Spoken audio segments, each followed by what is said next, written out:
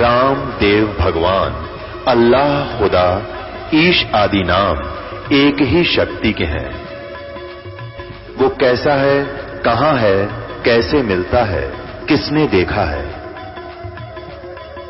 ये प्रश्नवाचक चिन्ह पूर्ण रूप से हटाने के लिए अवश्य सुनिए जगत गुरु तत्वदर्शी संत रामपाल जी महाराज के अमृत वचन, सर्व पवित्र धर्मों के पवित्र शास्त्रों के आधार पर। सत साहिब दर्शकों, नशा एक ऐसी बुराई है जो व्यक्ति को धीरे धीरे अपनी लत का शिकार बना लेती है। जब यह लत चरम सीमा पर पहुंच जाती है तो इस दौरान उसके परिजन उसे इस दलदल से निकालने के लिए हर संभव प्रयास करते हैं, लेकिन वह नशे के जाल में ही फंसता चला जाता है।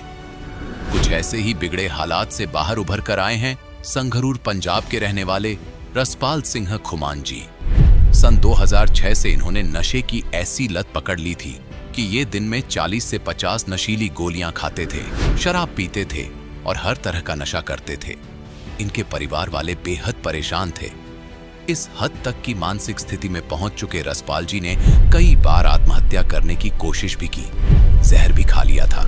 लेकिन फिर इनके जीवन में आई वो शुभ घड़ी जब रसपाल जी ने विश्व के सबसे बड़े समाज सुधारक तत्वदर्शी संत रामपाल जी महाराज जी का सत्य आध्यात्मिक ज्ञान सुना और नाम दीक्षा ले ली। सत्संग सुनते सुनते उनकी आत्मा में ग्लानि होने लगी और उनकी आंखों से आंसू बहने लगे और इन्होंने नशा छोड़ दिया और वे आज हैवान से इंसान बन चुके हैं। इन्हें डॉक्टर्स ने यहां तक कह दिया था कि अगर रसपाल जी नशा नहीं छोड़ते तो उन्हें हार्ट अटैक आ सकता है और उनकी जान बचनी मुश्किल है। लेकिन आज ये संत रामपाल जी महाराज की कृपा से एक नई जिंदगी जी रहे हैं। सुनिए ये अनोखा चमत्कार। जब रसपाल जी हुए लाचार तब संत जी ने कैसे सुनी पुकार। नमस्कार जी। नमस्कार सर। सर क्या नाम है आपका? सर मेरा नाम है रसपाल सिंह कुमान। सर कहाँ से आए आप? मेरा गांव है कप्याल, डिस्ट्रिक्ट संगरूर, पानीगढ़ तहसील। सर संत रामपाल जी महाराज की शरण में आने से पहले आप क्या साधनाएं करते थे? सर मैं साधनाएं तो कोई नहीं करता था, लेकिन जहाँ भी कोई मड़ी मस्जिद कोई भी 4 ईंट लगा दी वहीं प्रणाम कर देता था कि सभी जगह परमात्मा है। सर संत रामपाल जी महाराज की शरण में कैसे आए आप? सर मैं बहुत ज़्यादा नशा करता था। जब मैं कॉलेज टाइम में 2006 की बात है, जब मैंने कॉलेज में एडमिशन लिया तभी मैं कुछ गलत सोसाइटी में घुस गया और तभी से मैं इतना नशा करने लग गया कि धीरे धीरे शीशी होती है सर जी, वो रेक्सकॉप की बोलते हैं, हमारे यहाँ फैंसी बोलते हैं उसको। वो फैंसी की मैं शीशी पीने लग गया और कैरी सोमा की गोली खाने लग गया। 50-50 गोली खा जाता और 3-3 4-4 वो शीशियाँ पी जाता और सुल्फा पीता था सर जी, और मैं शराब की भी बोतल पी जाता था और सारा दिन लड़ाई झगड़े करने, कभी कहीं। घर वालों ने परेशान थे मेरे से। घर में रोटी कभी बनती कभी नहीं बनती तो घर वाले बना के रख देते, खाते नहीं, सारे घर वाले परेशान थे। और तभी मेरे गांव का एक लड़का था, उसने मेरे को बताया कि भाई ऐसे ऐसे करके एक संत है, संत रामपाल जी महाराज जी, कि उनका पास तू नाम ले ले। उसने, वो भी नशा करता था, उसने संत रामपाल जी से नाम दीक्षा ली थी, तो वो मेरे को ले गया वहाँ आश्रम में। मैं आश्रम में गया और मैंने जाके वहाँ सारा सिस्टम देखा और उसके बाद मैंने भी नाम ले लिया। वहाँ जाके नाम लेने के बाद मैं घर आ गया और मैंने ज्ञान बिल्कुल नहीं सुना और मैं आते ही फिर नशा करने लग गया। और फिर वो मेरे गांव वाला जो लड़का था उसने मेरे को एक मेमोरी कार्ड दिला दिया वहाँ से, आश्रम में से, और वो बोला कि भाई इस सत्संग को सुना कर। भैया मैं वहाँ नशा कर लेता, पूरा शीशी पी लेता, सुल्फा पी लेता और शराब भी पी लेता, सिगरेट बीड़ी पीता और सारा दिन लीड लगा के सत्संग सुनता रहता। और सत्संग सुनते सुनते मेरे को कुछ ज्ञान होने लग गया कि मेरी, जैसे गुरुजी बताते हैं संत रामपाल जी महाराज जी के, जब आत्मा को ज्ञान हो जाता है, पाप कम हो जाते हैं तो आंखों से आंसू आने लगते हैं। ऐसे ही भैया मेरे साथ हुआ कि जब संत रामपाल जी सत्संग करते तो मेरी आंखों में से आंसू आने लग जाते। और एक दिन संत रामपाल जी ने वो सत्संग सुनाया गुरु नानक साहब जी का, कि ऐसे ऐसे गुरु नानक साहब जी को परमात्मा बई नदी पे मिले और वहाँ सतलोक लेके गए। सारा उन्होंने बताया कि उन्होंने ये नाम जपा। तो सिख समाज में होने के कारण मेरा और ज़्यादा इंटरेस्ट बढ़ गया। तो भैया जी ऐसे ऐसे करते करते मैंने, आप जो विश्वास नहीं करोगे, मैंने सत्संग सुनते सुनते नशा छोड़ दिया, शीशी ले पीना बंद कर दिया, सुल्फा पीना बंद कर दिया। सर जैसे कि आपने बताया कि आप नशे के इतने आदी थे कि एक दिन में 50-50 गोलियां नशे की आप खा लेते थे और आपके परिवार वाले और आस पड़ोस वाले भी आपसे बहुत ज़्यादा दुखी थे। तो सर जब आप संत रामपाल जी महाराज की शरण में आए तो सर उसके बाद आपके जीवन में क्या परिवर्तन आया, क्या आपके अनुभव रहे? परिवर्तन जो आया ये पहले तो मेरे को यकीन ही नहीं था, क्योंकि मैंने 4 महीने जनरेशन केयर सेंटर है अपने हमारे यहाँ पटियाला में, मैंने वहाँ 4 महीने मेरे घर वालों ने नशा छोड़ने के लिए वहाँ छोड़ के रखा मेरे को, और मैं उन्हीं की गाड़ी लेके भाग आया और आते ही फिर मैंने नशा करना शुरू कर दिया। और मेरे को ऐसा था भैया कि कोई भी ऐसी ताकत नहीं कि ये नशा छुड़वा दे, और मैं छोड़ना भी चाहता था। मेरी माँ, आप सच नहीं मानोगे, मेरी माँ मेरे को कह देती थी कि बेटा तू मर जा। मैं कह देता था माँ मेरे से मरा नहीं जाता, तू मेरे को ऐसे कर कुछ खाने में मिला दे और मेरे को मत बता। आप भैया यकीन नहीं मानोगे, मेरे घर पे जाके ये पूछ सकते हो, यही स्थिति सेम टू सेम थी हमारे घर पे। वो मैं कहता था माँ तू इसमें डाल दे कुछ, मेरे को मत बता और मैं मर जाऊंगा, ठीक है। और भैया मैंने बहुत बार मैंने सुसाइड करने की भी कोशिश की, मेरा पूरा गांव इस बात का गवाह है कि मैंने 1-2 बार ना ये जहर भी ले लिया था, खा लिया था, और फिर मैं बच जाता था। और तब मैं संत रामपाल जी महाराज के जहाँ जाने से पहले मैंने सोचा भी ऐसी कोई ताकत नहीं यार जो मेरा नशा छुड़वा दे, क्योंकि मेरे को नींद भी नहीं आती थी, मैं मेंटली अपसेट हो जाता था जब मैं थोड़ा बहुत नशे की डोज ऊपर नीचे हो जाती थी। तो मैंने सोचा भी ऐसी कोई ताकत नहीं। जब मैं वहाँ गया तो मैं उस दिन भी नशा करके गया, जिस दिन मैंने नाम दीक्षा ली तब भी मैंने। और मेरे साथ वाला जो मेरे गाँव का लड़का था उसने बोला कि भाई तू ऐसा बोल दियो कि गुरुजी मेरा नशा छुड़वा दो। मेरे को यकीन बिल्कुल नहीं था कि मेरा नशा छूट जाएगा, क्योंकि इतना नशा, इतनी डोज लेने के बाद मेरे को कोई यकीन नहीं था। और मैं गया, मैंने बोला गुरुजी ऐसे करके दास नशा करता है, आप मेरा नशा छुड़वा दो। गुरुजी बोले, सिर पे हाथ रखा कि बेटा आज के बाद तू नशा नहीं करेगा। और भैया जब संत रामपाल जी ने, महाराज जी ने मेरे सिर के ऊपर हाथ रख के कहा कि बेटा तू आज के बाद नशा नहीं करेगा, और भैया वो दिन है और आज का दिन है, मुझ को इतनी नफरत होगी नशे से कि नशा करना तो दूर, मैं किसी को ले आके भी नहीं देता। और जो गांव वाले, मेरी गली मोहल्ले के लोग थे जो मेरे से बात करना भी पसंद नहीं करते थे, और आज मेरे से वो हंस हंस के बोलते हैं कि भैया तू आदमी बंदा बन गया, तू हमारे गांव में कहते हैं कि ये बंदा बन गया, अब कहते हैं कि तू बंदा बन गया यार, पहले तू इंसान नहीं था, एक हैवान था। सर और क्या लाभ मिले आपको संत रामपाल जी महाराज से नाम दीक्षा लेने के बाद? सर जी इससे बड़ा लाभ क्या हो सकता है, मेरे गांव में जाके पूछ लो, मेरे गांव वाले ये कहते थे कि ये आदमी नहीं बचेगा, कुछ भी कर ले कोई। दुनिया के लिए इससे ज्यादा बड़ी मिसाल क्या हो सकती है कि एक नशेड़ी को नशा छोड़ना सबसे बड़ी, जो भी मेडिकल नशा, कोई भी ऐसा डॉक्टर नहीं था। मेरे घर वालों ने मेरे को डॉक्टरों को भी दिखाया, वो डॉक्टर कहते थे, अपनी बात बता रहा हूँ हकीकत में, कि वो कहते थे कि भैया इसका पता क्या करो, आप इसको थोड़ी सी अफीम दो और शाम को इसको इंग्लिश का दिया दो, दारू का एक दिया दो, अगर ये नहीं, इतना नशा नहीं लेगा तो इसको अटैक आ जाएगा। आज मैं देख लो अपना सारा खेती का काम करता हूँ, कुछ अपनी जमीन है, कुछ मैं ठेके पे ले लेता हूँ, कम से कम 60-70 बीघा की खेती कर रहा हूँ, जबकि वो कहते थे कि ये बच ही नहीं पाएगा, इसको अटैक आ जाएगा यदि इसने नशा छोड़ दिया। इससे बड़ा लाभ क्या होगा। और मेरे माता पिता आज भी कहते हैं कि यदि वो आपके गुरुजी संत रामपाल जी महाराज जी आपके ऊपर दया ना करते तो 2 महीने भी नहीं जी सकता था। सर जैसा कि आज की जो नौजवान पीढ़ी है, खासकर सर हम पंजाब की बात करना चाहते हैं जहां नशा चरम सीमा पर है, तो सर आज के युवा लोगों को आप क्या कहना चाहते हैं? मैं आज की युवा पीढ़ी को यही संदेश देना चाहता हूं कि भैया कोई ताकत नहीं जो आपका नशा छुड़वा देगी। कोई भी, आप कहीं भी चले जाओ, किसी डॉक्टर के पास, किसी भी पीर के पास, किसी भी सियाने के पास, किसी के पास भी चले जाओ, क्योंकि जितना भैया पैसा मैं नशे में बर्बाद करता था, उतने ही पैसे मेरे घर वालों ने इन सियानों में, इन पीरों में खराब कर दिए, तो किसी का कुछ भी नहीं हुआ। मैं इनको यही संदेश देना चाहता हूं कि आप संत रामपाल जी महाराज का सत्संग आता है, आप ध्यान से सत्संग सुनो। अगर आप नशा छोड़ना चाहते हो तो एक यही तरीका है, और संत रामपाल जी महाराज जी हैं जो आपका नशा छुड़वा सकते हैं, वरना दुनिया की कोई ताकत नहीं जो आपका नशा छुड़वा दे। जो लोग आज संत रामपाल जी महाराज से जुड़ना चाहते हैं, वो लोग चाहते हैं कि आपकी तरह उनका भी नशा छूट जाए, वो भी आपकी तरह लाभ पाना चाहते हैं, तो वो नाम दीक्षा कैसे ले सकते हैं?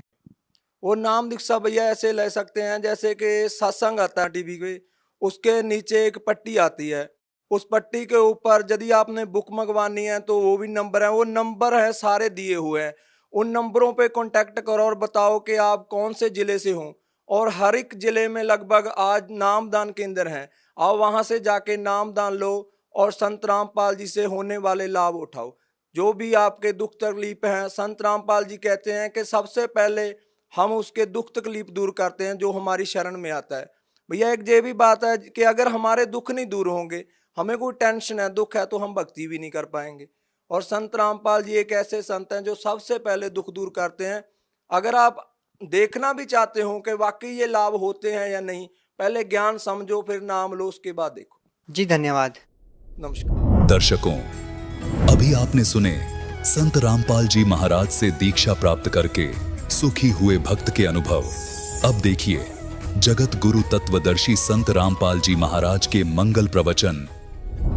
उस कबीर परमेश्वर की आंखों देखी महिमा कबीर सागर के अंदर कलम तोड़ लिख रखी है। आदरणीय मुल्कदास साहिब जी को मिले, आदरणीय नानक साहिब जी को बेई नदी पर, वर्तमान में पश्चिमी पाकिस्तान के अंदर बेई नदी है, सुल्तानपुर शहर के साथ से बह रही है। सुल्तानपुर शहर में नानक साहिब जी सुल्तानपुर के नवाब के यहाँ मोदी खाने में नौकरी किया करते थे। प्रतिदिन उस बेई नदी पर स्नान करने जाते थे। वह परमात्मा 2 बार मिले उनको। दूसरी बार उनको जब मिले तो नदी में डुबकी लगवाई, उनको अंतर ध्यान करवाया, सचखंड लेकर गए। वहाँ के व्यक्तियों ने नानक जी को दरिया में डूबा जान लिया। वहाँ खोज शुरू होगी डाउन स्ट्रीम में। परमात्मा ले गए अप स्ट्रीम में, वहाँ उनके शरीर को सुरक्षित रख दिया। सतलोक में लेके, सचखंड के अंदर लेके गए उस आत्मा को, और तीसरे दिन वापस छोड़ा।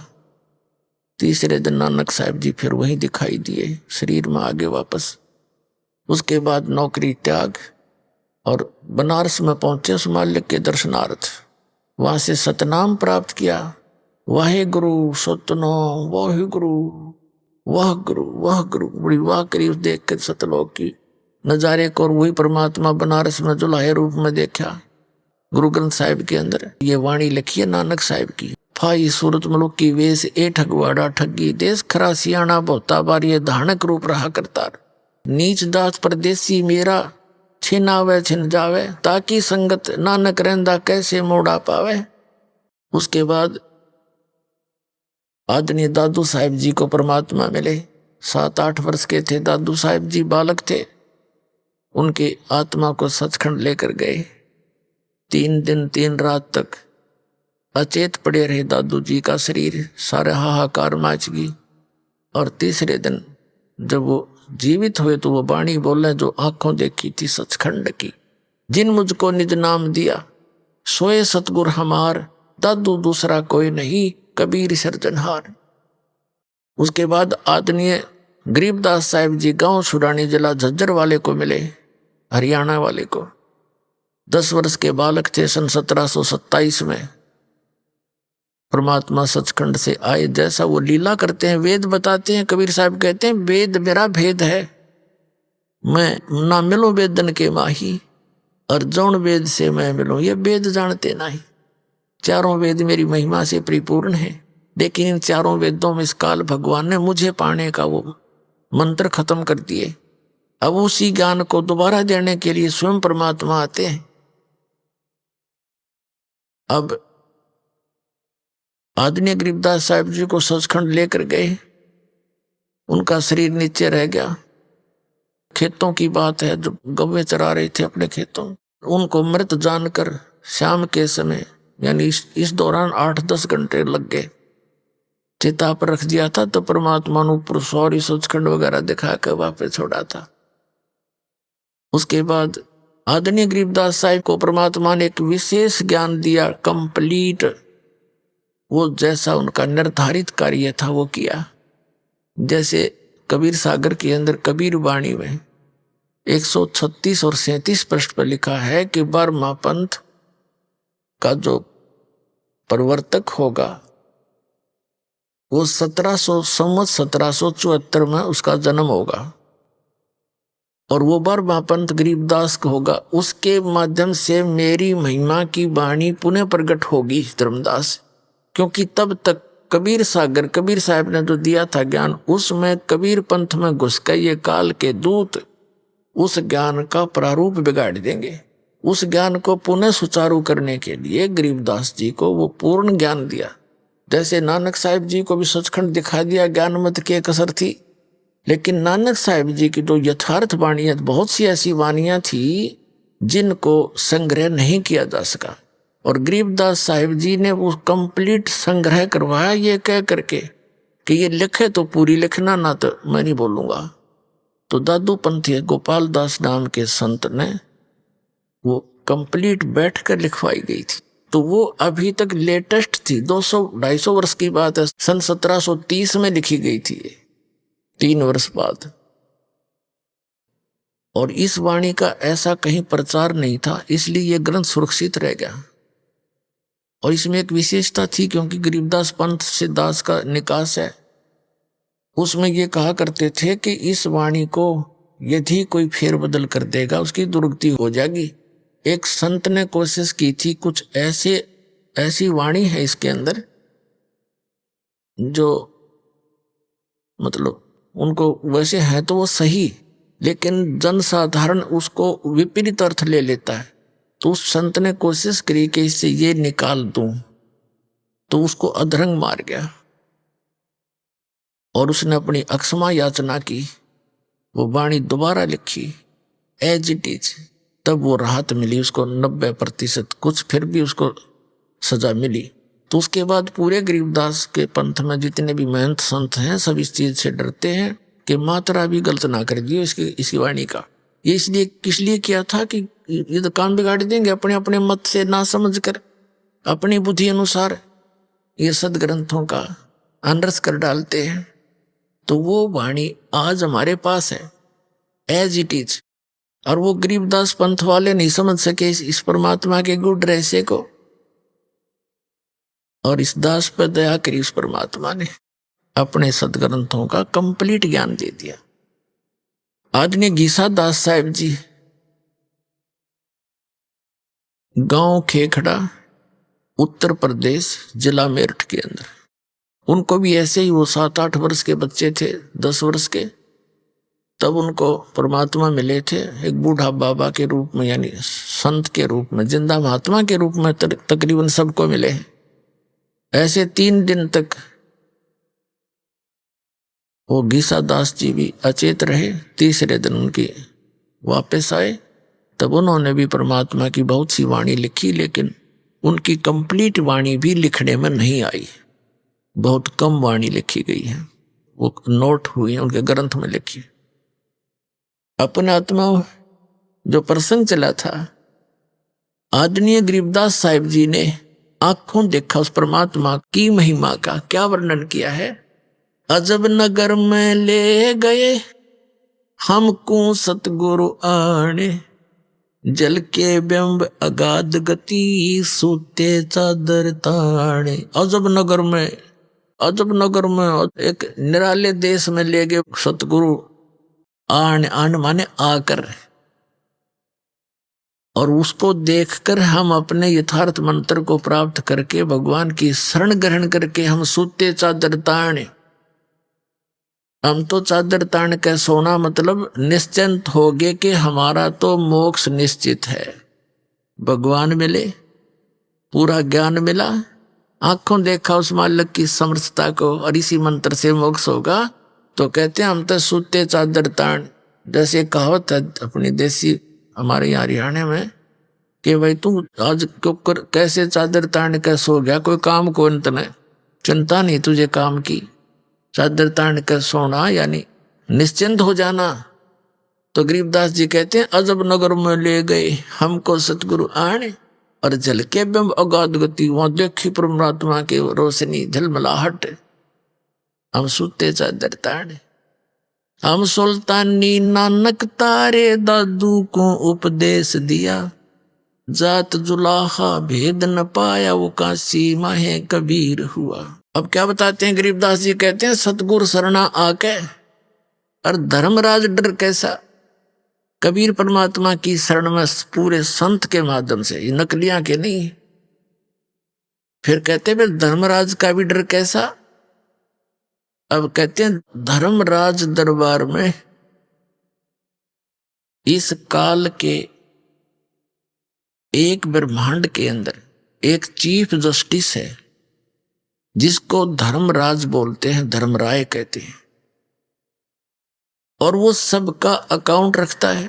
जैसा जिसका कर्म है वो एज इट इज वहां उसके ऑफिस में अपने आप कंप्यूटर में यहां से फैक्स हो जाता, सबके डेली की जो रिपोर्ट है पूरे दिन रात की, और फिर वो सबका अकाउंट रखता है उसके अनुसार। उसको ऑटोमेटिक सिस्टम है उनके पास, और जो जैसा कर्म है उसको उसी अनुसार आगे उसके संस्कार में अपने आप चला जाता है। अब हमारे अंतःकरण में एक चित्र गुप्त है। गुप्त यानी हम नहीं देख सकते, एक ऐसा कैमरा लगा रखा है भगवान ने, जो हमारी सब क्रियाएं जो हम सोचते हैं करते हैं उन सब कर्मों को एक तो यहाँ रिकॉर्ड होता है अंदर, और एक कॉपी धर्मराज के दरबार में डेली फैक्स हो जाती है, इंटरनेट पे समझ लो ऐसे डल जाती है अपने आप। अब परमात्मा के विधान को समझने के लिए साइंस ने बहुत आसान कर दिया हमारा काम, ना तो कति ना दच्चो या बात। अब सारी समझ में आवे है, बुद्धिमान व्यक्ति हो गए। तो कहते हैं कबीर परमात्मा जब मुझे लेकर गए, आदरणीय गरीबदास साहिब जी कहते हैं कि परमेश्वर परम अक्षर ब्रह्म कबीर जी मुझे साथ लेकर जब गए तो यहाँ के उस चीफ जस्टिस के सामने, पहले तो ब्रह्मा विष्णु महेश के लोक में गए, तो जहां भी परमात्मा जाते थे तो सभी खड़े होकर उनका सत्कार करते थे। हम बैरागी ब्रह्म पद सन्यासी महादेव, सो हम मंत्र दिया शिव जी को, वो करे हमारी सेव। कबीर परमात्मा कहते हैं कि हम विष्णु जी को भी हमने पहला मंत्र दिया था, उनको इन पांचों में से एक मंत्र दिया था, हरियम नाम दिया था, वो शेष बने थे, क्योंकि सभी आत्मा उस परमात्मा की है।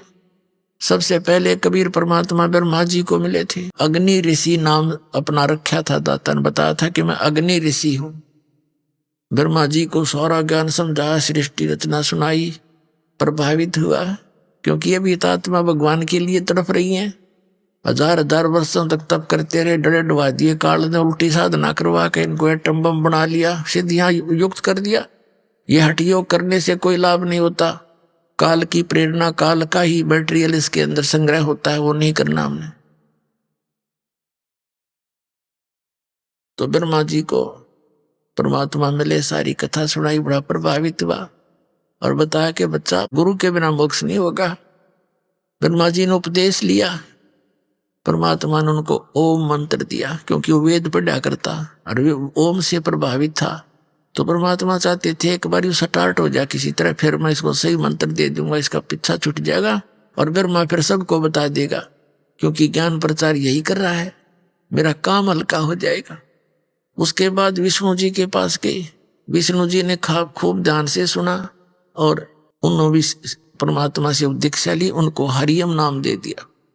सिर्फ ये देखना चाहते कि एक बार ये मेरी बात को स्वीकार करे किसी तरह। फिर शिव जी के पास गए, बड़ा सत्कार किया भगवान शिव ने ऋषि रूप में परमात्मा का, और खूब ज्ञान सुना, सारी बात स्वीकार की और उनको ये सोहम मंत्र दिया। कबीर साहब कहते हैं सोहम मंत्र हम जग में लाए और सार शब्द हमने गुप्त छिपाए। ये सोहम मंत्र किसी भी आपको ग्रंथ में नहीं मिलेगा, वेद गीता और पुराणों में। परमात्मा कहते हैं सोहम शब्द हम जग में लाए और सार शब्द वो तो अभी किसी को बताऊंगा नहीं, अब समय आया था वो बताने का। अब दास ने सबको देने लगे, तो अधिकारी होते जाएंगे उनको सार शब्द देते जाएंगे।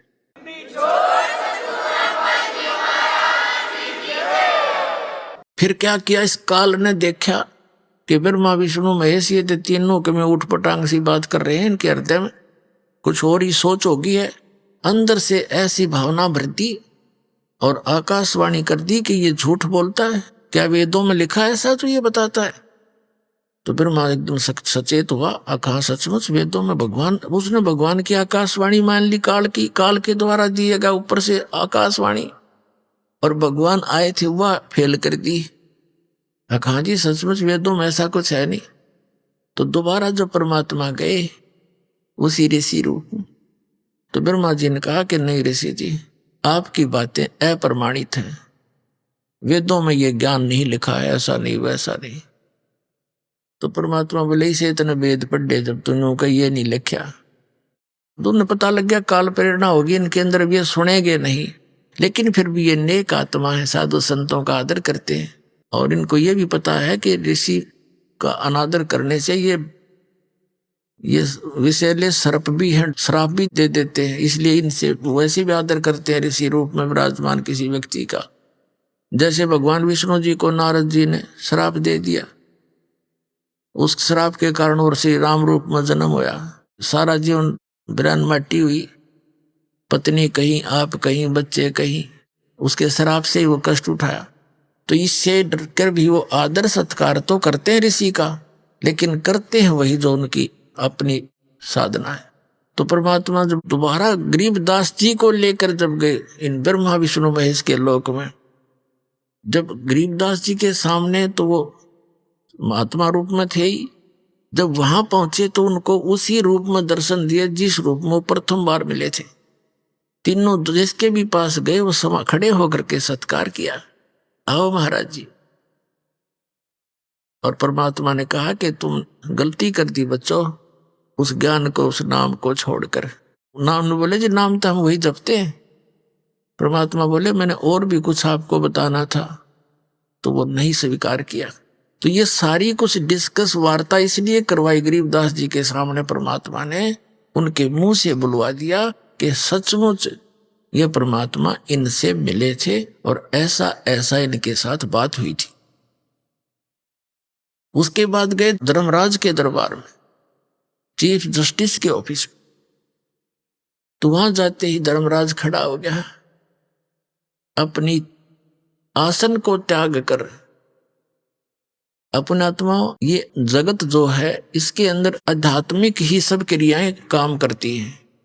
इनको अपने आप आभास हो जाता है कि जो ये सामने व्यक्ति आया है ये कितनी पावर युक्त है, उनके बस की बात नहीं हुई, अपने आप आसन उनका खिसकने लग जाता है। तो वो समझ जाते हैं कि यह कोई आम व्यक्ति नहीं। तो धर्मराज के दरबार में परमात्मा पहुंचे तो उसका आसन ऐसे ऐसे करने लगा, वो एकदम खड़ा हो गया और हाथ जोड़कर खड़ा हुआ। तब परमात्मा खड़े हैं, जैसे एक छोटे अधिकारी को बड़ा अधिकारी आदेश देता है और साथ में उसको डांट भी लगाता है। इस प्रकार वार्ता कबीर साहब ने यहाँ के धर्मराज के साथ की, आंखों देखा, अपने सामने रूबरू हुई। वो वार्ता आदरणीय गरीबदास साहब जी ने अब किस प्रकार चित्रार्थ की वो आपको सुनाते हैं। पंजा दस्त कबीर का सिर पर रखो हंस, यम किंकर चंपे नहीं उधर जात है वंश। पंजा दस्त कबीर का और सिर पर रखो हंस। हे पुण्यात्माओं, अपने कबीर परमेश्वर का पंजा अपने सिर पर रखवाना है। यम के दूत आपके निकट नहीं आवेंगे और तुम्हारा पूरा कुल का कुल पार हो जाएगा, उद्धार हो जाएगा। पंजा दस्त कबीर का सिर पर रखो हंसे, जम किंकर चंपे नहीं उतर जात है वन से। दर्द बंद दरवेश हैं ये सतगुरु पुरुष कबीरे, नाम लिए बंद छूटे हैं ये टूटे जम जंजीरे। दर्द बंद दरवेश है, दरवेश माने संत, यानी जब वो परमात्मा संत रूप में आते हैं तो वो हमारे हमदर्द हैं, हमारे दुख में दुखी होते हैं, वो हमारी पीड़ाओं को समझते हैं। दर्द बंद दरवेश हैं सतगुरु पुरुष कबीरे, नाम लिए बंद छूटे हैं ये टूटे जम जंजीरे। सतगुरु पुरुष कबीर हैं ये तीन लोक तत्सारे, कोट 49 पृथ्वी ये 14 भवन आधारे। सतगुरु पुरुष कबीर हैं ये 3 लोक तत्सारे। 2 4 की क्या कहूँ ये तार हंस अपारे।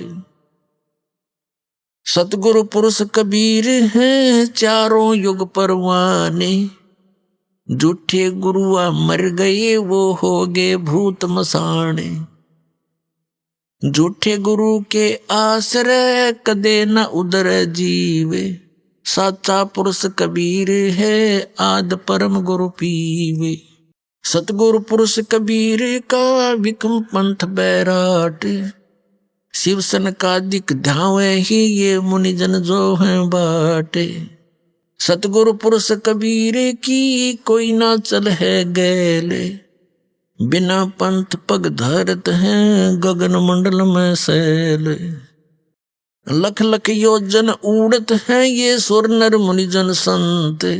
ऊंचा धाम कबीर का कोई न पावे अंत।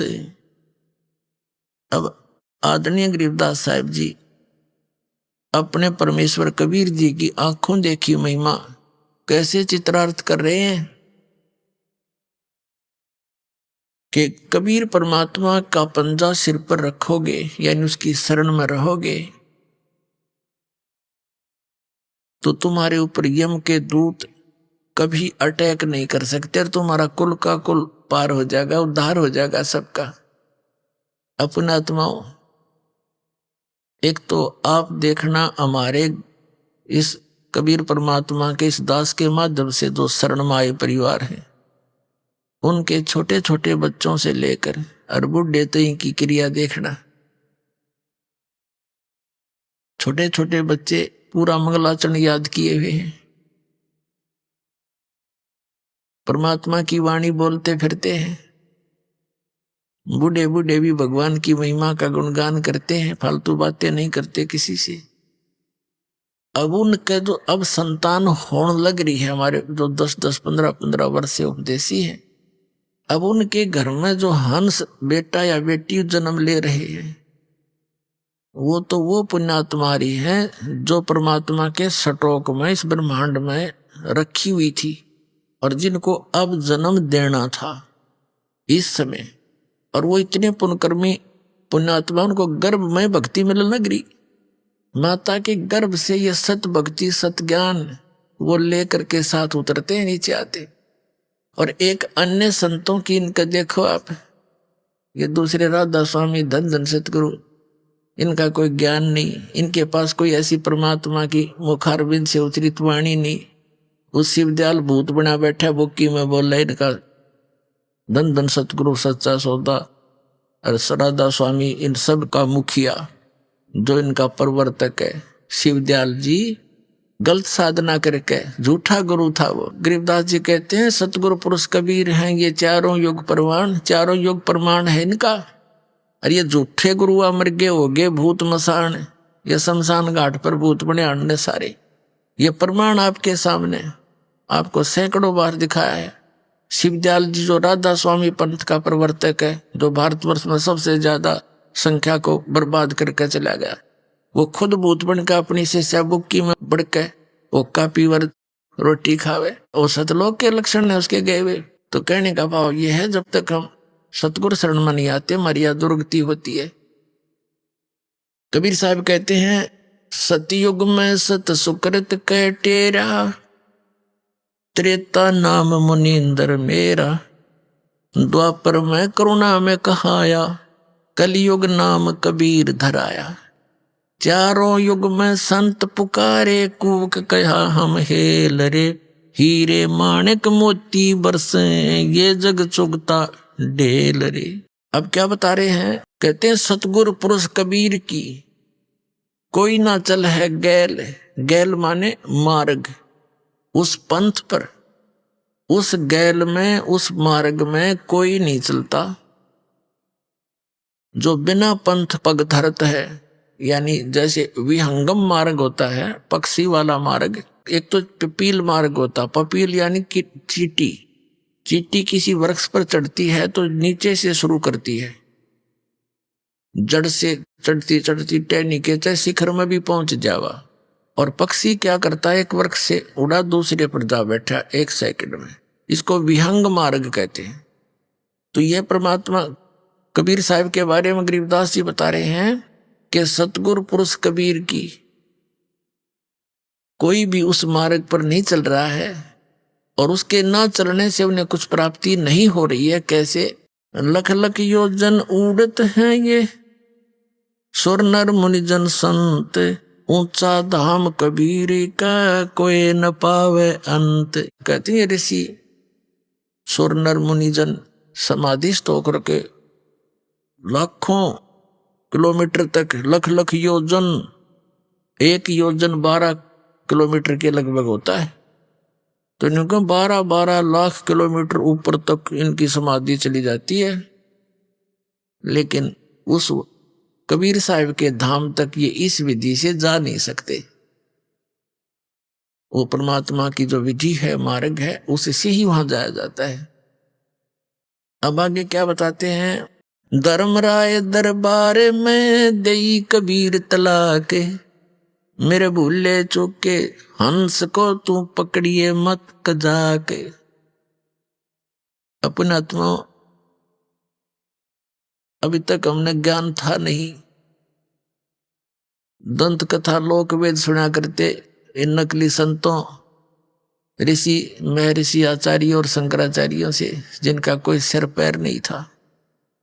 आपको तो पता नहीं, दास को तो इसका खूब बिटर एक्सपीरियंस हो रहा है और गहराई से सबके इतिहास पढ़ लिए, सदग्रंथ पढ़े, फिर इन महापुरुषों के अनुभव पढ़े। हकीकत आसपास भी नहीं, इन सदग्रंथों के इनके अनुभव और उन महापुरुषों के अनुभव पढ़े जिन्हें भगवान मिला, जिन्होंने भगवान मिले और जिन्होंने जो अपना अनुभव बताया वो आज सदग्रंथों में मिले। तो इससे सिद्ध हो गया कि जो इन सदग्रंथों से और इन परमात्मा प्राप्त महापुरुषों के वचनों से जिनका अनुभव नहीं मिलता, वो यूजलेस मन गढ़ंत दंत कथा वो कति व्यर्थ है। तो इन सब का व्यर्थ है। इस दास ने निर्णय कर रखा है, अनेता हो मैदान में जवाब दो दास का कि झूठ कह रहा हूं, कोई भी ना चल सकता, सांप सा सूंघ गया सबने।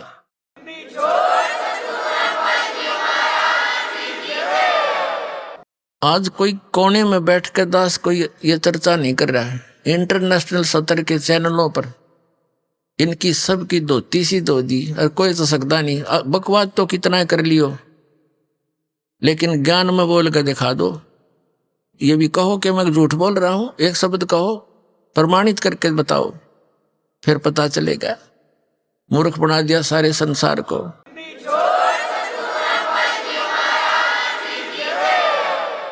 तो दास जो ज्ञान आपको सुना रहा है, इस पर आपको विश्वास कराने के लिए इतने प्रमाण देता हूं कि दास जो बोल रहा है ये 100 की 100 सत्य है। अपनी तरफ से नहीं बोल रहा हूं, उन महापुरुषों की वाणी को आपके रूबरू कर रहा हूं जिन्होंने भगवान पा लिया और फिर उस जिन्होंने भगवान मिला और उनने जो ज्ञान बताया वो सदग्रंथों से फिर ये दिखाता हूं कि इनमें भी ऐसा लिखा, देखो जिनको तुम सत्य मानते रहे हो आज तक। तो फिर विश्वास आसानी से हो जाएगा। ये विश्वास होना ही कठिन हो रहा है कि कबीर इज गॉड, और जिस दिन आप कहिए हो गया कबीर इज गॉड, बस बात खत्म हो जाएगी। फिर त्यावाणी पढ़ा करेंगे, आंखों में सुवाया करेंगे, घर घर बैठ कर भगवान की चर्चा चला करेगी। बकवाद करते हैं सारा दिन 2 रोटी के लिए, और ये परमात्मा प्रसन्न हो गया, घर भर देगा ठड्डे आपके, खाया भी ना जा सारी उम्र आप पर, इतना दे देगा आपको।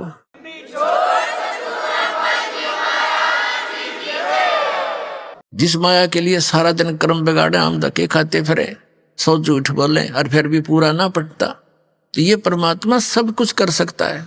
आपको कथा सुनाएंगे धीरे धीरे, क्योंकि समय इतना लंबा सिलेबस है इस परमात्मा का। 1 वर्ष में तो 1 ही प्रमाण का नंबर आता है। पुस्तक छाप रखी वक्ता ने, इसी न पढ़ा करो। तो ये सारा कुछ मिलाकर अपना कंप्लीट कोर्स करो। जैसे बच्चा 14-15 वर्ष पढ़ता है 2 रोटी के लिए, वो अभी मिले तो मिले, ना तो नो के नो। और इसने पढ़ के देखो, इसमें लगाओ थोड़ा समय। एक सम्मन नाम का मनियार था, गरीब सा, और उसका एक पुत्र था सेऊ, पत्नी थी नेकी। उनने ज्ञान सुना, परमात्मा पर विश्वास हुआ, इतने गरीब थे कि हैंड टू माउथ थे और विश्वास भगवान पर जबरदस्त था। अब कथा सुनानी पड़ेगी इसलिए कि आपका दिल डटे कि ये वो परमात्मा है, लेकिन आपको देगा उस समय अपनी राहत जब उसके प्राप्त करने योग्य आप हो जाओगे, तब वो पूरा आपके ठाठ कर देगा कि ये भगवान आपको विश्वास रखना। जैसे परमात्मा कहते हैं राज्य रमता राम की रजा धरे जो शीस, दास गरीब दरस परस्तिस बैठे जगदीश। आपने परमात्मा की शरण मिली है, आप उसकी रजा में राजी रहना, जैसे भी वो रखे ऐसे रहना। कुछ दिन विश्वास करके चलना इस दाता पर और फिर देखना। कहते नुक्ते ऊपर रिझ जाएगा रे और करोड़ कर्म जल जाए तुम्हारे, नुक्ते ऊपर रिझ जाएगा। एक हमारा भक्त है, वो ट्रांसपोर्ट का काम करता है। उसके पिताजी ने दीक्षा ली, रिटायर्ड थे वो मिलिट्री से, बड़े सच्चे आत्मा के आदमी थे। सन 1996 में उसने नाम लिया और बड़ी दृढ़ता से लगे। पहले वो दूसरे और पंथों से नाम कहीं से नहीं ले रखा था, पर इन और जैसे हमारे इस क्षेत्र में विशेषकर रोहतक जिले में महर्षि दानंद की ज्यादा छाप थी, उससे भी प्रभावित थे, पर इस ज्ञान से वो काफी एकदम बदल गए। फिर उन्होंने अपने बच्चों से, उसका लड़का जो पुणे रहता था उससे कहा बेटा मैं नाम ले लिया तुम भी ले लो, वो मानना नहीं। अब पिताजी तो बहका लिया, इसके पास थोड़ी बहुत या पैसे दिखे हैं, कोई लुटेरा इन लूट लेगा। पर वो बच्चा उसकी मानना, निर्बाप बच्चे की कुकरबाना आँखें देख रहा, सारी बात सुन रहा। कहने का भाव ये है कि वो बच्चे नहीं माने। कुदरती उसने 2 पाठ रखवा रखे थे अपने दोनों पोतों के उपलक्ष्य में। उसकी उस दौरान मृत्यु होगी, तो मृत्यु के समय उनके संकल्प किए हुए पाठों को कराना उनका कम मजबूरी बन गई बच्चों की। तो उस समय उसने वो ज्ञान सुनना पड़ गया, मजबूरी होगी उसकी। अब कहते हैं सो चल सीधर मैं करूं अपने धन के काज। तो उस लड़के ने परमात्मा का ज्ञान सुना। पहले तो बिल्कुल विपरीत विचार रखता था, तुरंत बदल गया, पूरे परिवार को दीक्षा दिलवा दी। उसके पास 1-2 गाड़ी थी उस टाइम, दीक्षा लेकर वो चला गया। सीडी हमारी कैसेट बना रखी थी पहले हमने, ये वो ले गया सॉरी। उसने सारा कुछ सुना, बहुत अच्छी तरह दृढ़ता से उसको समझ में आ गया, सारा ज्ञान कंप्लीट दृढ़ हो गया। उस दौरान क्या हुआ कि उनकी एक गाड़ी एक्सीडेंट हो गई और उसका गलती से किसी कारण से इंश्योरेंस एक ही दिन आगा पीछा हो गया था। तो वो उस टाइम इस शहर की कीमत थी 80-90 हजार रुपए की हानि उसको होगी। उसकी माँ को उसने संदेशा दिया कैसे ऐसी होगी। उसकी माँ कहने लगी भाई यू नाम छोड़ दो, देख नाम लिया तेरा बाबू मर गया, और तो हमने नाम लिया तेरी गाड़ी 80 हजार का नुकसान हो गया। लेकिन वो लड़का समझ गया था कसूती तरह, तो अपनी माँ को तो जैसे तैसे उन्हें संतुष्ट किया। फिर वो बताओ था बाद में, कहने लगा जी मैंने तो ये हाथ फैला के ये कहा था परमात्मा अपनी शरण से दूर ना करना, चाहे भीख मंगवा लियो, आपका दास रहे आपकी शरण। अभी आपने सुने संत रामपाल जी महाराज के मंगल प्रवचन। आइए अब सुनते हैं संत रामपाल जी महाराज से नाम दीक्षा लेकर सतभक्ति करके अद्भुत लाभ प्राप्त करने वाले अनुयायी के विचार। दर्शकों, आज समाज में नैतिकता और अच्छे संस्कारों का पूर्ण रूप से पतन होता जा रहा है। लोग नशे और बुरी संगत में फंसकर ऐसे घिनौने कर्म कर बैठते हैं जिसका खामियाजा पूरे समाज को भुगतना पड़ रहा है। वहीं दूसरी ओर एक ऐसा भी वर्ग सामने आया है जो तत्वदर्शी संत रामपाल जी महाराज जी के तत्व ज्ञान को अपने जीवन में गहराई से उतार रहे हैं। लाखों लोग बुरे कर्मों को छोड़ अच्छे संस्कारों को ग्रहण कर रहे हैं और धरती पर स्वर्ग जैसा माहौल बनाने की ओर अग्रसर हो रहे हैं। इसका ही जीवंत उदाहरण बने हैं संत रामपाल जी महाराज जी के ही एक अनुयायी बदरपुर दिल्ली के रहने वाले अमित कुमार जी। ये पहले बहुत ज्यादा नशा करते थे, बुरी आदतों के आदी हो चुके थे और गलत संगत में फंसकर अपना मानव जीवन नष्ट कर लिया था। इसके साथ ही इनके परिवार में भी दुखों की कमी नहीं थी। बहन की मृत्यु हो गई तो वहीं पापा जी को जानलेवा बीमारी टीबी हो गई थी। पर हैरानी की बात तो ये है कि जब से इन्होंने संत रामपाल जी महाराज जी का सत्य आध्यात्मिक ज्ञान ग्रहण किया है, तब से ये एक सभ्य व्यक्ति बन चुके हैं और सर्व प्रकार के दुख कष्टों से निजात पा चुके हैं। दर्शकों, अब आपको सुनाते हैं इन्हीं के मुख से इनकी दुखमय से सुखमय जीवन यापन की सच्चाई। नमस्कार सर। नमस्कार सर साहब जी। सर क्या नाम है आपका? सर मेरा नाम है अमित यादव। सर कहाँ से हैं आप? सर मैं दिल्ली बदरपुर से आया हूँ सर। सर क्या काम करते हैं आप? सर मैं दवाइयों का काम करता हूँ, सप्लाई का। सर संत रामपाल जी महाराज से नाम दीक्षा आपने कब ली? सर मैंने संत रामपाल जी महाराज से 2014 जनवरी में नाम दीक्षा ली। सर संत रामपाल जी महाराज से नाम दीक्षा लेने से पहले आप क्या भक्ति साधनाएं करते थे? सर संत रामपाल जी महाराज से नाम दीक्षा लेने से पहले हम एक संत जी से जुड़े हुए थे जो दामाखेड़ा से थे, और उनका नाम था रामदास, जो दिल्ली में रहते थे, लकड़पुर में, कबीरपंथी थे वो, जो कि दामाखेड़ा से थे, कबीरपंथी थे। सर आपने बताया कि आप दामाखेड़ा पंथ कबीरपंथियों से जुड़े हुए थे, तो जो भी भक्ति साधनाएं आप करते थे उनसे आपको क्या लाभ मिले? सर लाभ तो कोई नहीं होता था, बल्कि हम बहुत नशा करा करते थे उस टाइम पे, और बहुत बिगड़ गए थे बहुत ज़्यादा। जैसे कि हम गांजा पिया करते थे और दारू, और हमने जो है नशे की गोलियां भी खाई हैं, कैप्सूल भी हमने बहुत खाए हैं, और हम उल्टे सीधे हम सुबह घर से निकल जाते थे और पूरे दिन नशा करते रहते थे। हमारे घर वाले बहुत चिंता करते थे, फिर भी हमें कोई ध्यान नहीं था, हम पूरे दिन नशे में रहते थे। और जो है जो भी नशे थे सारे नशे मैंने करे हैं, गुटखा, बीड़ी, सिगरेट, कुबेर, गांजा, और जो है मैंने यहाँ तक कि गोलियाँ भी, इंजेक्शन भी मैंने नशे के लगाए हैं। और जो कि हम पूरे दिन घर से बाहर रहते थे और नशे करते थे, बहुत गंदा लत पड़ गई थी हमें नशे की। और सर जब हम नशा करा करते थे तो जैसे कि मैं जागरण में भी काम करता था, जो कि माता के जो जागरण होते हैं उसमें काम करा करता था। तो उसमें क्या था कि हम नशा करके सिंगिंग करता था, मैं नशा करके हम सिंगिंग करते थे, और वहाँ पे दारू पी के जो है माता के जागरण में सब दारू पिया करते थे, कोई गांजा पीता था जब वो सिंगिंग करते थे, ढोल बजाते थे।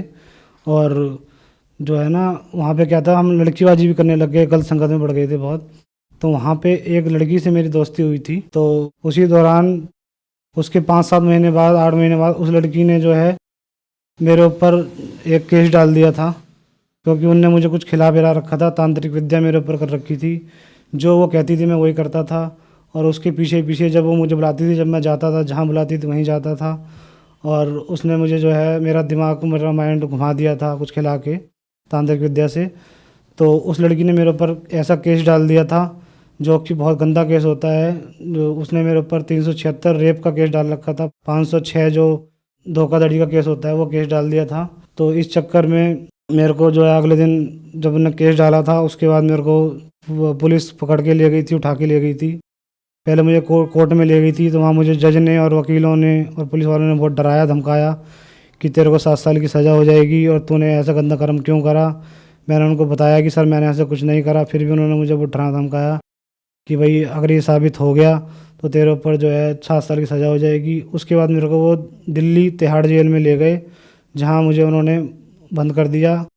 और उसके बाद मैं बहुत रोया, बहुत दुखी हुआ, और फिर मुझसे वहाँ काम भी कराया करते थे वो बहुत। जैसे हमारे माता पिताजी जो दामाखेड़ा से जुड़े हुए थे, जो कि रामदास जी गुरु जी थे, जो उनसे जुड़े हुए थे, उनकी भक्ति करते हुए हमारी सिस्टर थी, छोटी बहन थी जो मेरे से छोटी थी, वो एक दिन जो है किसी कारणवश वो फल फ्रूट लेने गई थी। वहाँ एक बड़ा नहर है, नाला है, उस नाले में भीड़ के कारण वो गिर गई।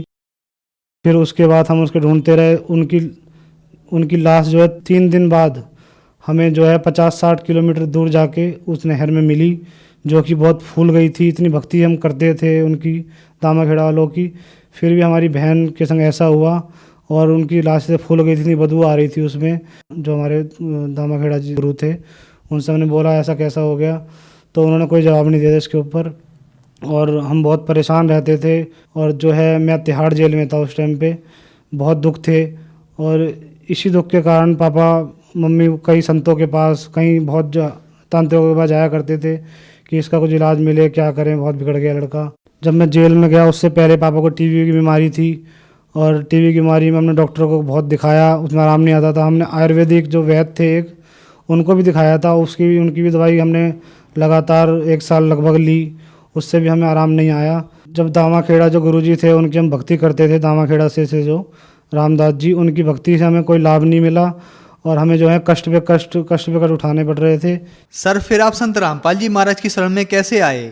सर जब मैं तिहाड़ जेल में था, जब हमारे माता पिता ने चैनल पे जब सत्संग देखते थे, वो टीवी पे चैनल उन्होंने लगाया, जब संत रामपाल जी महाराज का सत्संग उन्होंने सुना तो उनकी आत्मा रोई, क्योंकि हम पहले से कबीरपंथी थे। तो हमें मालिक का, परमात्मा के बारे में इतना ज्ञान संत रामपाल जी महाराज हमारे माता पिता को सुनाया, उन्होंने सुना तो तुरंत अगले दिन वो आश्रम के लिए रवाना हो गए नाम लेने के लिए, और उन्होंने संत रामपाल जी महाराज से नाम दीक्षा ली। सर आपने बताया कि आप दामाखेड़ा पंथ कबीर पंथियों की भक्ति करते थे, उनसे आपको कोई लाभ नहीं हुआ बल्कि हानि हुई। आप मात्र 18 साल की उम्र में नशा करते थे, शराब पीते थे, हुक्का पीते थे, चिलम भी पीते थे, नशे की गोलियां भी खाते थे, यहाँ तक कि आप नशे के इंजेक्शन भी लगाया करते थे। आप नशे में बुरी तरह डूब गए थे।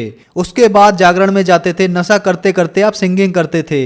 आपके ऊपर कष्ट ही कष्ट आए। तो फिर संत रामपाल जी महाराज की शरण में आने के बाद क्या आपको कोई लाभ भी प्राप्त हुए?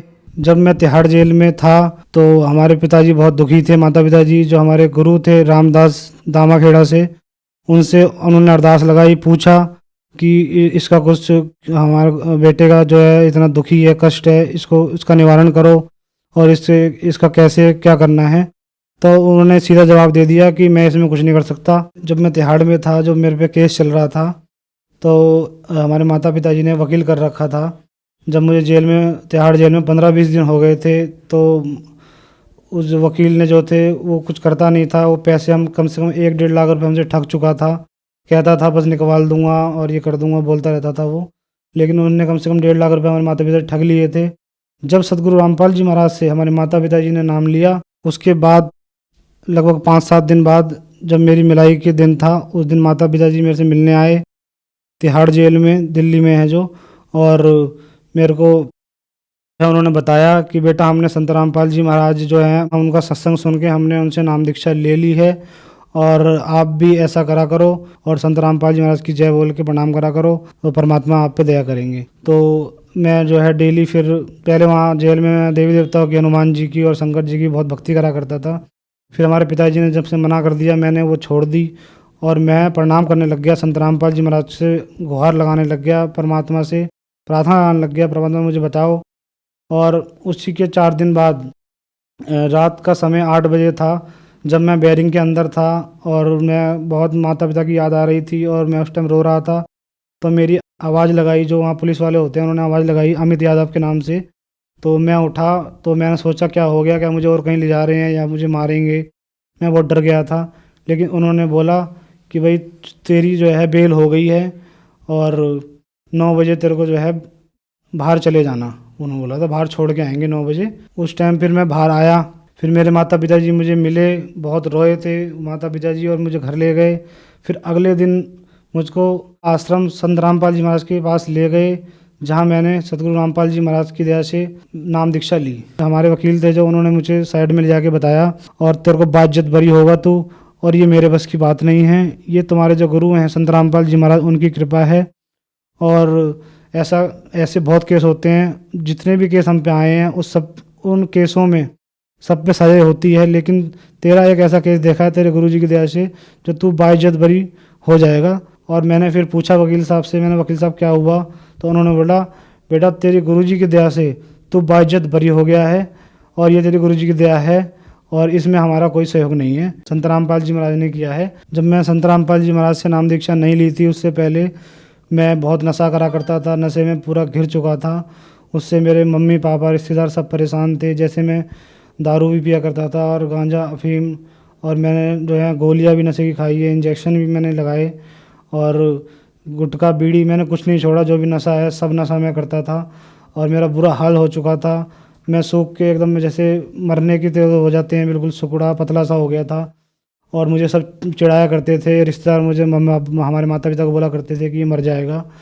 और जब मैंने संत रामपाल जी महाराज से नाम दीक्षा ली तो ये सब नशे मेरे छूट गए और मुझे बहुत अच्छा मालिक की तरह से जीवन मिला। मैं एक लाभ और बताता हूँ कि जब मेरी शादी हुई थी तो उसके बाद 1 साल हो गया, धीरे धीरे 2 साल हो गए, तो हमारे जो है बच्चे नहीं होते थे। तो 2 साल बाद हमें कई लोग बोलते भी थे, जैसे बोलने लग जाते हैं आस पड़ोसी या रिश्तेदार।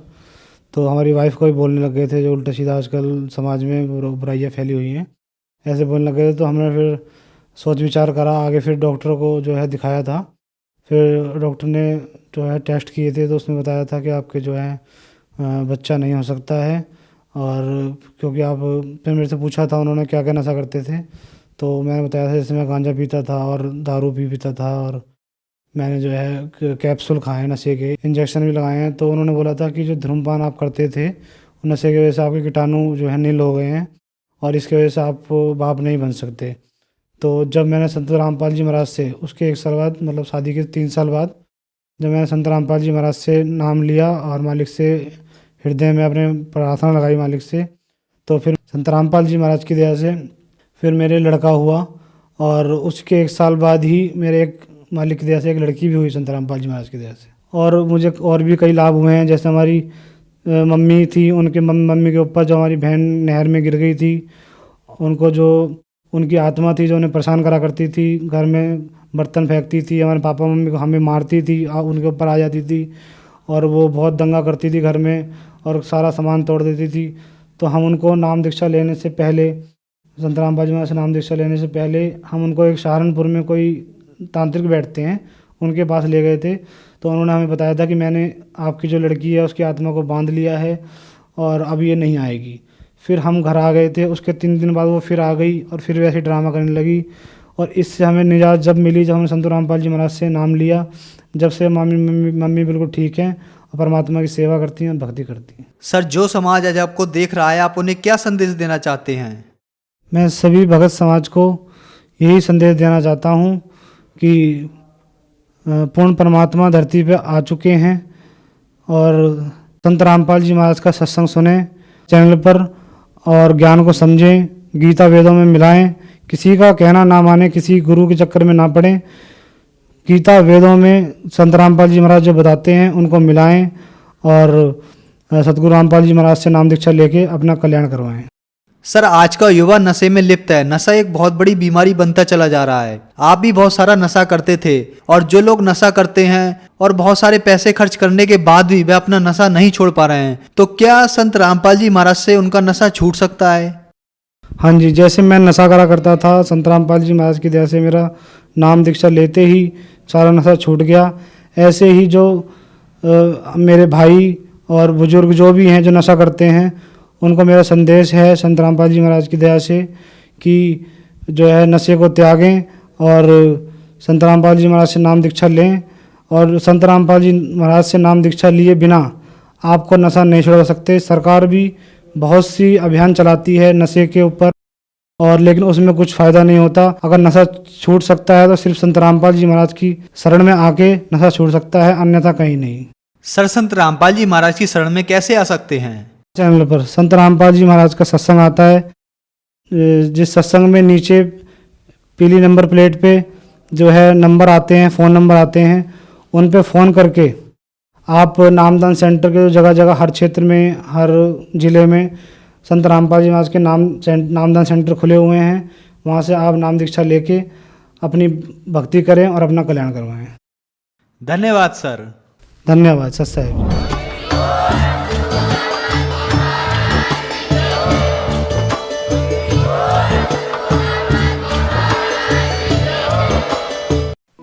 आप सुन रहे थे जगत गुरु तत्वदर्शी संत रामपाल जी महाराज के मंगल प्रवचन।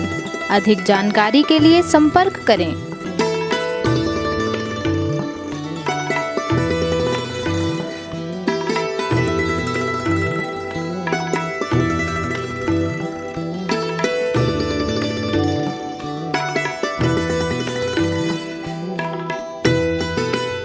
जगत गुरु तत्व तत्वदर्शी संत रामपाल जी महाराज जी के पावन सानिध्य में भक्ति की अलख जगाने तथा श्रद्धालुओं को सत्य भक्ति मार्ग का रास्ता दिखाने हेतु कनाडा के लोकप्रिय channel the TV NRI channel पर जगत गुरु तत्वदर्शी संत रामपाल जी महाराज जी के मंगल प्रवचनों का प्रसारण प्रतिदिन सुबह 7:30 बजे से 8:30 बजे तक तथा रात्रि 7:30 बजे से 8:30 बजे तक किया जा रहा है। इस सत्य भक्ति मार्ग को अपनाने के लिए अधिक से अधिक सत्संग प्रसारण देखें। इस सत्संग प्रवचन का सीधा प्रसारण संत रामपाल जी महाराज लाइव सत्संग YouTube चैनल और जगत गुरु संत रामपाल जी महाराज Facebook पेज पर भी देख सकते हैं।